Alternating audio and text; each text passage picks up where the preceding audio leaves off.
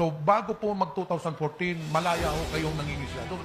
Opo sir, mula nung, gaya nga ng sinabi ko, mula nung umupo si Presidente Duterte, hanggang sa ngayon nakapangisda kami. Ngayon lang po nangyari muli, nung May 14, ngayon pong taon lang, na nangyari ulit po na nangharas po sila.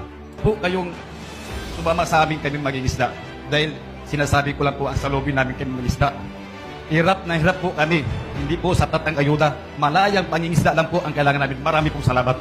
Kapag eleksyon, kilala mo kami. Pagdating sa problema, hindi nyo kami kilala. Paano po? Ito po, diritsahan po.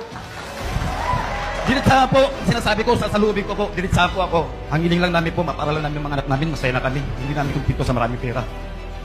Sana po, ang hiling namin kayo na mangingisda. Tulungan nyo kami. Hindi naman po kami tamad na mangingisda eh. Masipag po kami. Ang ayuda, parang banid lang yan. First lang sa amin yan. Kinabukasan, wala na. 5,000, 2,000. Tutusin kami mangisda, ilan kailangan yan. Kung malaya kaming